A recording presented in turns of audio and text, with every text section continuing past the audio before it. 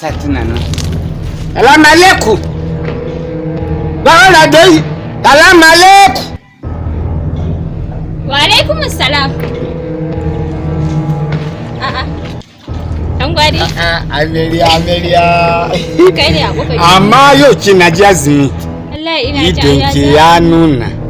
Sai an kada kasan ibada. Na ce tutun da lasir ya taho bari ka muke Ramadan basket nake. Kai dan gwadi shi yasa nake son ka. A bare da ka. Na san abin da babu a cici dan na gan ba zai wuce gishiri da magi ba. Amma na fara nake jin karni ne. Ana zo na kallon. Na mandi da na san ne biki saba da ci ba na zo miki da shi. Akwai cinyan biri akwai kan alade da kafa biyu. Kuma cinyan alade. Cinyan alade kafa alade anan. Na manne kina yar aka sabe ci san dirjan na mara. Munan na mami albarka shine kina yar.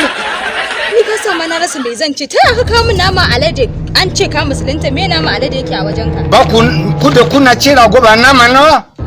To da naman ragon ka kawo ai da na fi. Da rago da alade duka Allah ne halice su kuma kowanne na da girman shi na da darajar shi. Naji duka nama ne amma ba na so ka je ka kawo abin da ake kawo mai yan zamani ga su custard ga su complex ga su kai ka kawo wannan abu haka ana zaune kalau ba na so. Naman alade. Yanzu yanda ba ma gujiya ba. Yanda kin sha wahala azumi dan da ce zaki ci cinya alade na a gama da kin ga naman ki ya kara girma. Tafi ka kwashe kayan ka ba zan ci ba. Ba na so. Shi yasa ba tuntuni nake da na sanin matsaya daga ana kama mutane abin arziki ji abu daga kwaso me wani nama alade da ke ci complex ko za zo da shi za ka kawo complex to shi kenan ka kawo ka ƙara dawowa wannan idan an dafa gidan zo miki da shi a'a ba na so in ka kawo complex da kwai ka kira ni sai in fito mun ansa